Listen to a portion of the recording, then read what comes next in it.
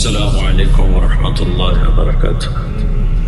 الحمد للہ رب العالمین والصلاة والسلام علی رسولہ الکریم وعلی آلہ وصحبہ اجمعین، اما بعد۔ ذو الحج کا مہینہ ہمارے مبارک مہینوں میں سے ایک مہینہ ہے کہ اس میں اللہ تعالیٰ نے حج اور قربانی، یہ دو بڑے عمل اس میں جمع فرمائے ہیں۔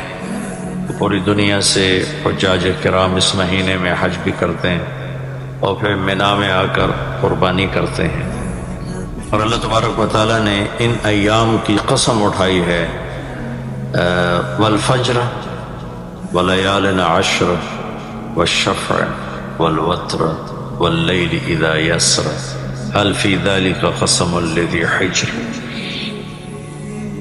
اور کسی دن کی قسم اللہ نے ایسے نہیں اٹھائی، خاص کر اللہ کو عید کے دن کی قسم اٹھائے یا جمعہ کی قسم اٹھائے یا لیلۃ القدر کی قسم اٹھائے، انا انزلناہ فی لیلۃ القدر وما ادراک ما لیلۃ القدر، یہ گفتگو فرمائی، خبر دی۔ لیکن والفجر، مجھے قسم ہے فجر کی، اس سے مراد 10 تاریخ کی صبح جو 9 کا دن گزار کے حج کا دن ہوتا ہے، اور وہ گزار کے جب 10 کی صبح یعنی قربانی کی جو صبح ہے، اللہ نے والفجر اس کی قسم اٹھائی۔ پھر ولیال عشر، یکم سے 10 ذو الحج کی جو راتیں ہیں ان کی قسم اٹھائی۔ والشفع، یہ 10 کے دن کی قسم اٹھائی۔ والوتر، اور یہ اللہ تعالیٰ نے 9 تاریخ کی قسم اٹھائی۔ واللیل اذا یسر، اور یہ 9 اور 10 کی درمیانی رات کی اللہ تعالیٰ نے قسم اٹھائی۔ یہ کسی بھی ٹائم کی، دن کی، مہینے کی، سال کی، اس طرح اللہ تعالیٰ نے خوبصورت انداز میں قسم نہیں اٹھائی جیسی اللہ تبارک و تعالیٰ نے یہ ان 10 دن راتیں، 9 کا دن، 10 کا دن، 10 کی رات، 10 کی صبح۔ اور اللہ کے نبی کا فرمان ہے کہ ان 10 دنوں میں اللہ تعالیٰ کو جتنی عبادت پسند ہے وہ اور کسی دن میں بھی پسند نہیں، اور اس میں کوئی شک نہیں، ان 10 دنوں میں سب سے بڑی عبادت وہ حج ہے، جس کو اللہ تعالیٰ نصیب فرمائے اور جس کے مقدر میں فرمائے۔ حج ان 10 دنوں کی سب سے بڑی عبادت ہے۔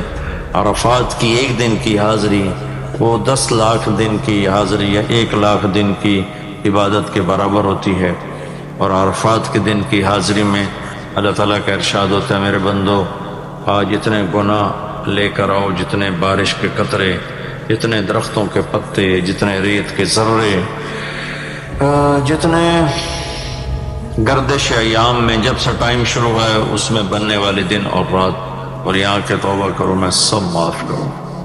اور عرفات کے دن جتنا شیطان ذلیل ہوتا ہے اتنا کسی دن بھی ذلیل نہیں ہوتا، اور میرے محبوب صلی اللہ علیہ وسلم نے یہ دن حج کا، عرفہ کا، زور اثر کٹھی پڑھ کے پھر سارا دن شام تک کوئی 5-6 گھنٹے مسلسل دعا مانگی، اور آپ نے فرمایا کہ اس وقت میرا اللہ میرے صحابہ پہ فخر فرما رہا ہے، اور قربان جاؤں خطاب کے بیٹے پر، فرمایا، اور عمر بن خطاب پہ اس وقت میرا اللہ خاص طور پہ خوش ہو رہا ہے، اور خاص طور پہ عمر بن خطاب پہ اللہ تعالیٰ فخر فرما رہا ہے۔ تو ان 10 دنوں میں جسے اللہ حج میسر فرما دے تو اس سے بڑی عبادت کوئی نہیں۔ حج میسر نہیں ہے تو پھر ان 10 دنوں میں نومی کا روزہ رکھنا، ان 10 دنوں میں روزے رکھنا، اس میں نوافل کی کثرت، صدقے کی کثرت، پھر قربانی، یہ سارے اعمال ان 10 دنوں میں انتہائی محبوب ہیں، جنہیں اللہ سعادت دے دے حج کی، بار بار جائیں۔ تابع بین الحج والعمرہ، حج عمرہ آگے پیچھے کرو، آگے پیچھے کرو۔ ایک بہت بڑا طبقہ ہے جو یہ کہتا ہے کہ ایک دفعہ فرض ہے اس کے بعد کوئی ضروری نہیں۔ میں کب کہتا ہوں کہ ضروری ہے؟ ضروری نہیں ہے، لیکن ضروری کا مطلب فرض نہیں ہے، لیکن اللہ اس کے رسول کو پسند ہے کہ اس کے گھر بار بار آیا جائے، بار بار حاضری دی جائے۔ اللہ کے نبی کو تو آخر عمر میں جا کے موقع ملا، اس کے بعد آپ دنیا سے تشریف لے گئے۔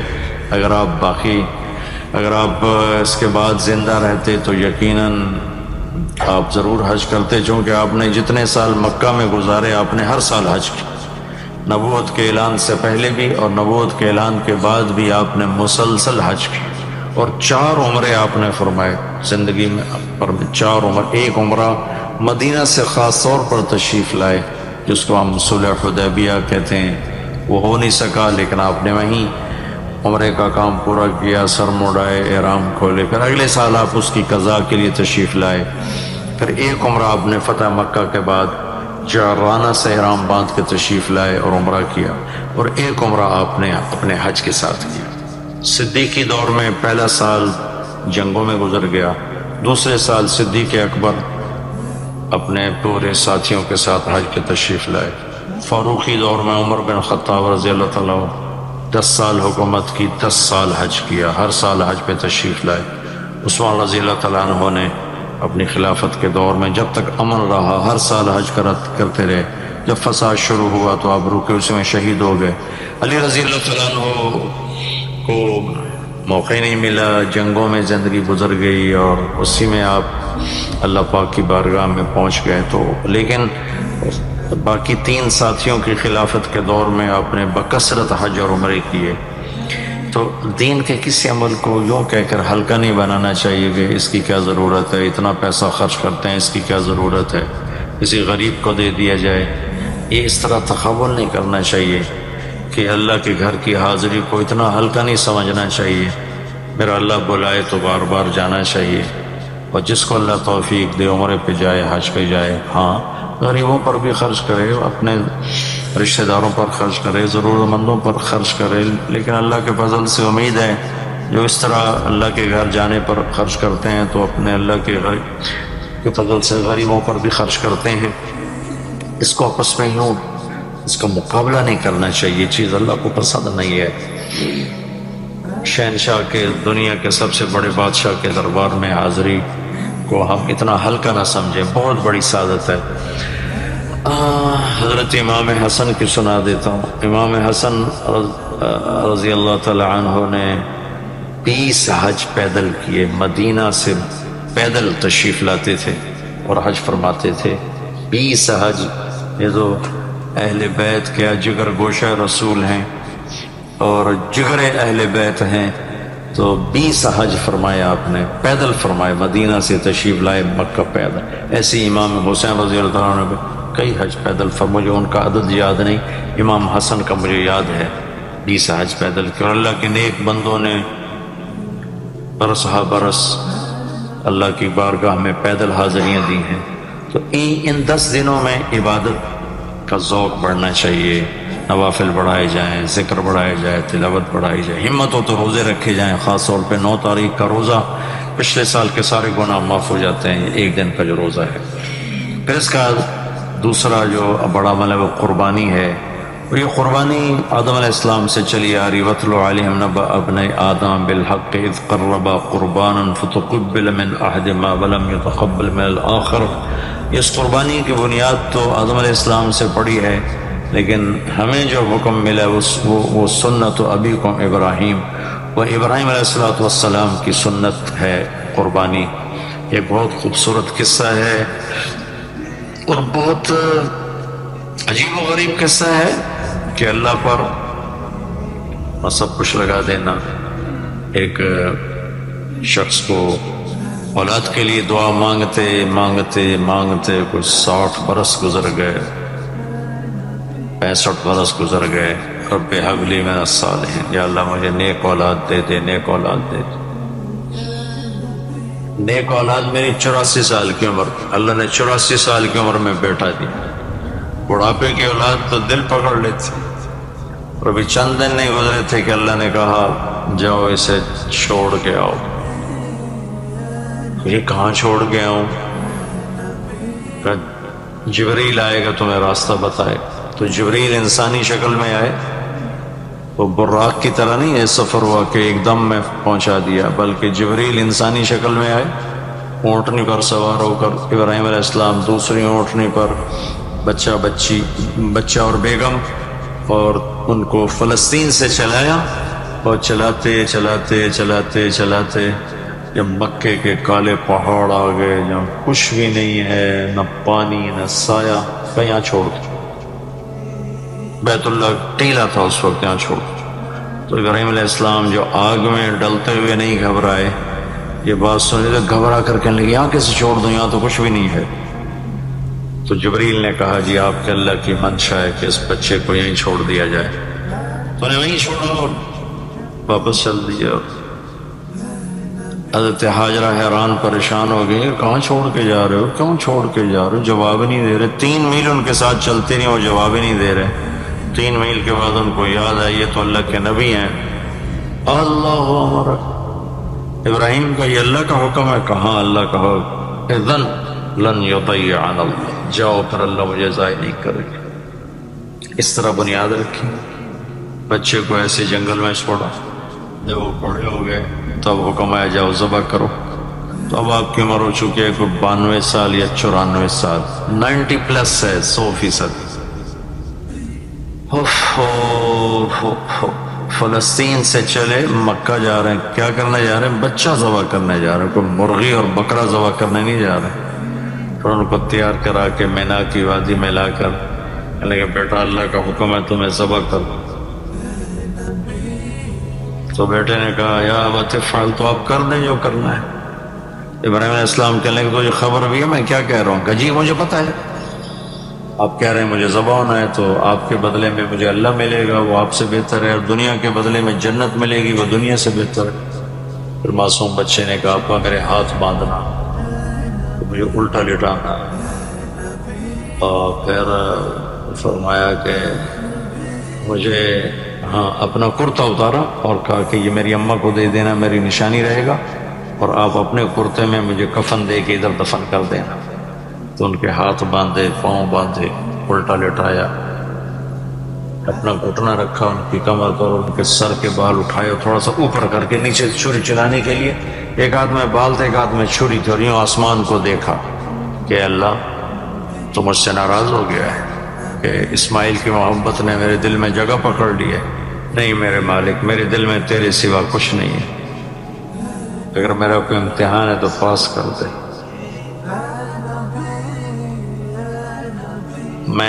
میرے دل میں تیرے سوا کچھ نہیں، اور اگر تم مجھ سے ناراض ہے تو اپنی ناراضگی دور کر دو، چھری چلا دو۔ تو میرے مالک نے اسماعیل کو نکال کر چھترے کو ڈال دیا، چھترا،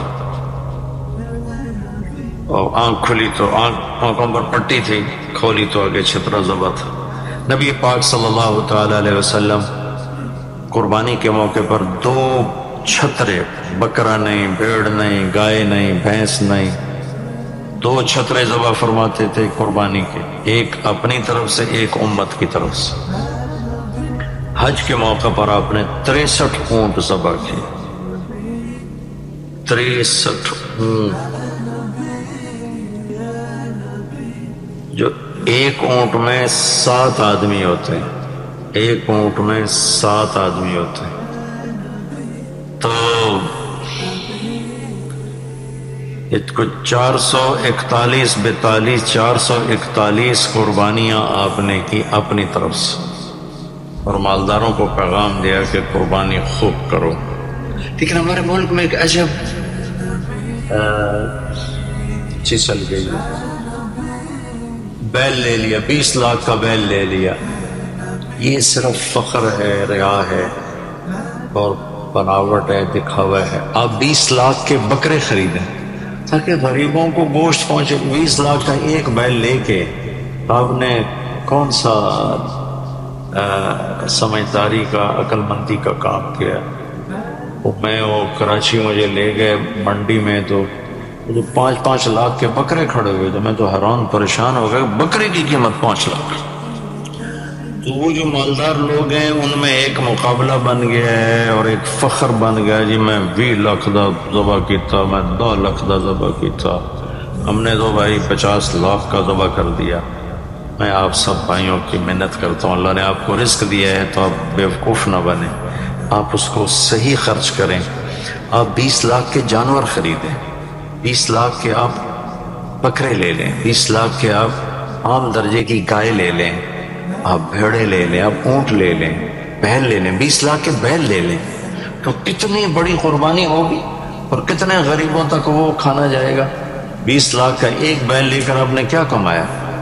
کون سی نیکی کمائی آپ؟ تو میں آپ اگر کوئی میری بات پہنچ جاتی ہے کسی ایسے میرے بھائی تک جو ایسا شوقین ہے، یقیناً اس نے اللہ کے لیے بہت بڑا قدم اٹھایا کہ 20 لاکھ خرچ کر دیے ہیں، لیکن تھوڑی سی نادانی سے کام لیا ہے، بلکہ بہت بڑی نادانی سے کام لیا ہے کہ 20 لاکھ ضرب 4-5 من 10 من گوشت پہ لگا دیے، جبکہ اس میں سے 1000 من گوشت نکل سکتا تھا اگر وہ 20 لاکھ کے بکرے لے لیتے، 20 لاکھ کی بھیڑیں لے لیتے، چھترے لے لیتے، دمبے لے لیتے، 20 لاکھ کی گائے عام خرید لیتے، وہ بچڑے لے لیتے، تو کتنے غریبوں تک یہ گوشت چلا جاتا۔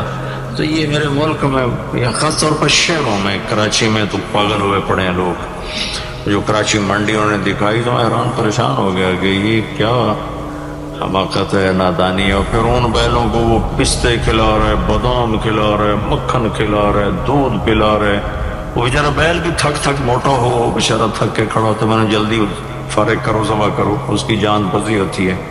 تو میں مالدار بھائیوں سے عرض کرتا ہوں کہ ایسی نادانی کے کام نہ کریں، اس قربانی کو اس طرح کریں کہ غریبوں کے لیے ایک دن اللہ نے رکھا ہے، تو اس طرح کریں کہ غریبوں کو نفع پہنچے۔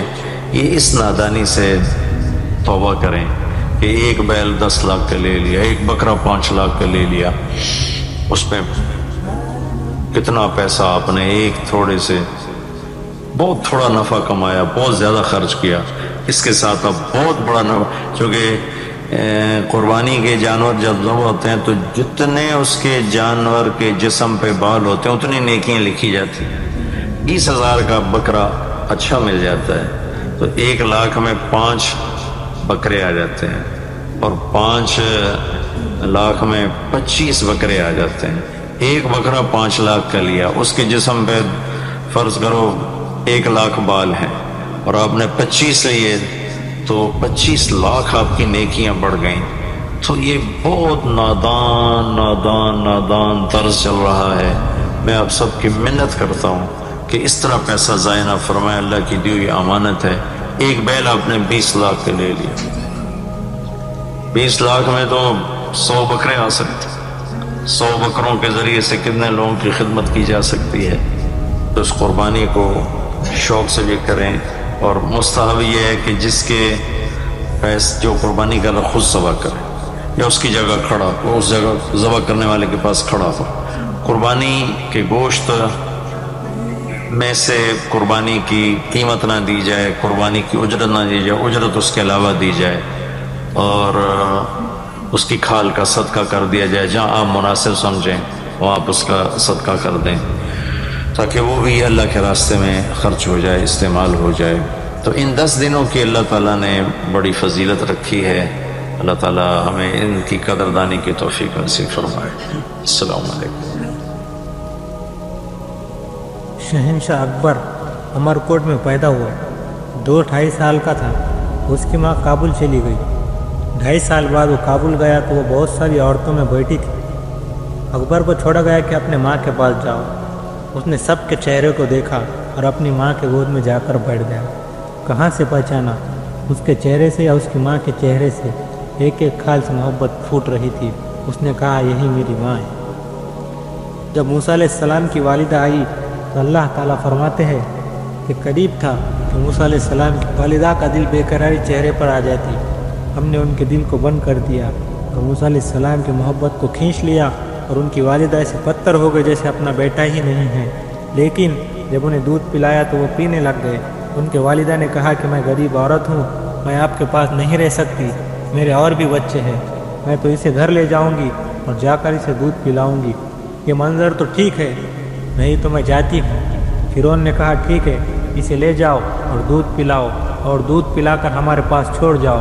اب جس خزانے سے اس لڑکے کو ڈھونڈنے کے لیے پیسے خرچ کیے جا رہے ہیں، اسی خزانے سے موسیٰ علیہ السلام کی پرورش ہو رہی ہے۔ میرے بھائیوں، اس کائنات میں حکومت اللہ تعالیٰ کی ہے۔ یہاں وہ ہوگا جو اللہ تعالیٰ چاہتے ہیں۔ ساری کی ساری نمرود کی طاقت استعمال ہوئی۔ حضرت ابراہیم علیہ السلام کو آگ میں جلا دو اور اسے ڈال دو، لکڑیاں اکٹھی ہوئی، ढेर लगाया गया اور ایسی آگ لگی کہ اوپر سے اڑنے والے پرندے بھی اس میں جا کر راکھ ہو گئے۔ اب ابراہیم علیہ السلام کو پھینکنے کا وقت آیا تو آگ کے قریب جائے کون، راستہ ہی کوئی نہیں۔ ابراہیم علیہ السلام سے کہنے لگے تو خود چلا جا۔ وہ کہنے لگے میں کیوں جاؤں، تمہیں جلانا ہے پھینکو مجھے۔ اب پھینکنے کا طریقہ کوئی نہیں، قریب جائے تو خود جلتے ہیں۔ شیطان نے ایک ہتھیار بنا کر دیا گلیل کی طرح، اس میں اتار کر پھینکا، کپڑے اتارے، رسیوں سے باندھا۔ جب ہوا میں اڑے تو جبرائیل علیہ السلام دائیں طرف آ گئے اور پانی کا فرشتہ بائیں طرف آ گیا۔ درمیان ابراہیم علیہ السلام، ادھر جبرائیل علیہ السلام، ادھر پانی کا فرشتہ، اور ابراہیم علیہ السلام خاموش ہیں، بس اتنا کہہ رہے ہیں حسبنا اللہ و نعم الوکیل۔ اس سے آگے کچھ نہیں بول رہے ہیں کہ ابھی اللہ فرمائے گا پانی ڈالو، آگ بجھاؤ۔ جبرائیل علیہ السلام کا انتظار میں ہے کہ یہ مجھ سے کچھ کہے تو میں آگے کروں۔ تو جب دیکھا کہ ابراہیم علیہ السلام بولتے نہیں ہیں تو بے قرار ہو گئے کہ آگ میں جائیں گے تو جل جائیں گے۔ جبرائیل علیہ السلام بھی تو یہی جانتے ہیں کہ آگ جلاتی ہے۔ کہنے لگے ابراہیم علیہ السلام آپ کو میری ضرورت نہیں؟ تو فرمایا مجھے تیری کوئی ضرورت نہیں، بے شک اللہ کا ضرور محتاج ہوں اور تیرا محتاج کوئی نہیں ہوں۔ آگ میں جا رہے ہیں۔ جب جبرائیل علیہ السلام سے بھی نظر ہٹ گئی اور پانی کے فرشتے سے بھی نظر ہٹ گئی تو اللہ تعالیٰ نے براہ راست آگ کو حکم دیا، اے آگ ٹھنڈی ہو جا سلامتی کے ساتھ میرے ابراہیم پر۔ اللہ جل شانہ نے ایسا ٹھنڈا فرمایا اور اس کے شعلوں کو گود بنا دیا۔ شعلوں نے ابراہیم علیہ السلام کو گود میں لیا، جیسے ماں بچے کو چار پائی پر لٹاتی ہے ایسے آرام سے انگاروں پر بٹھا دیا، آگ کو شفاف بنا دیا۔ یہاں تک ابراہیم علیہ السلام کا باپ آزر جو جانی دشمن اور قتل کے در پہ تھا، جب اس کی نظر پڑی تو اس کی زبان سے بے ساختہ نکلا، اے ابراہیم تیرے رب کے کیا کہنے، کیا ہی زبردست رب ہے۔ کائنات میں جو بھی شکل ہے، جو بھی صورت ہے، اس کو اللہ تعالیٰ نے بنایا ہے، وہ اللہ تعالیٰ کے قبضے میں ہے، وہ اللہ تعالیٰ کے بے تابع ہے۔ اللہ تعالیٰ کی چاہت استعمال ہوتی ہے۔ اس جہان میں فیصلہ اللہ تعالیٰ کا حتمی چلتا ہے۔ جو زمین کو کہے گا وہ کرے گی، جو آسمان کو کہے گا وہ کریں گے، جو ہواؤں کو کہیں گا وہ کریں گی، جو پانی کو کہے گا وہی ہوگا۔ ساری کائنات میں آخری فیصلہ اللہ تعالیٰ کا ہے۔ نمرود کے مقابلے میں حضرت ابراہیم علیہ السلام نے کلمے کی دعوت دی۔ اللہ تعالیٰ نے لنگڑے مچھر سے پٹوا کر دکھا دیا کہ میں ہوں اصل کرنے والا۔ مچھروں سے نمرود کے لشکر کو برباد کر دیا۔ نمرود کے لشکروں پر مچھروں نے حملہ کیا، مچھروں نے کاٹ کاٹ کر نمرود کے لشکر کو برباد کر دیا۔ نمرود بھاگ کر اپنے محل میں پہنچا اور بیوی سے کہا کہ میرے لشکر کو مچھروں نے برباد کر دیا اور سب ہلاک ہو گئے۔ اتنے میں ایک لنگڑا مچھر بھنبھناتا ہوا کمرے میں آیا اور یوں سر پر گھوما، کہنے لگا ایسے مچھر جنہوں نے بربادی کی، وہی آ کر اس کی ناک میں گھسا اور اللہ تعالیٰ نے اسے دماغ میں پہنچایا اور اس کی وجہ سے اس کے سر میں جوتے پڑتے ہیں اور جوتے پڑتے پڑتے بھیجا پھٹ کر مر گیا اور اللہ تعالیٰ نے دکھا دیا، کلمے کی طاقت کو دکھا دیا۔ اللہ تعالیٰ نے ہر آسمان کو اپنے امر اور اپنی طاقت کے ساتھ الگ الگ احکام دے کر جکڑ دیا، باندھ دیا۔ اتنے بڑے اللہ کو پکارتے ہی نہیں، لیکن جب عاجز ہو جاتے ہیں پھر کہتے ہیں کہ اب تو اللہ تعالیٰ ہی کرے گا۔ اچھا پہلے کون کر رہا تھا، اب تو اللہ ہی شفا دے گا۔ کیا پہلے تو شفا دے رہا تھا؟ موسیٰ علیہ السلام کے پیٹ میں درد ہوا، کہنے لگے یا اللہ پیٹ میں درد ہے۔ اللہ تعالیٰ نے کہا ریحان کے پتے ابال کر لے لو۔ ریحان ایک چھوٹا سا پودا ہوتا ہے، انہوں نے اس کو رگڑ کر پیس کر پی لیا، ٹھیک ہو گئے۔ پھر کچھ دنوں بعد دوبارہ پیٹ میں درد ہوا، اللہ تعالیٰ سے انہوں نے پوچھا نہیں، خود جا کر رگڑ کر پی لیا تو درد تیز ہو گیا، ایک دم تیز۔ یا اللہ یہ کیا ہوا؟ اللہ تعالیٰ نے فرمایا تو نے سمجھا تھا اس میں شفا ہے، مجھ سے کیوں نہیں پوچھا، مجھ سے کیوں نہیں پوچھا؟ تیرا رب شافی ہے، ریحان نہیں، تیرا رب شافی ہے۔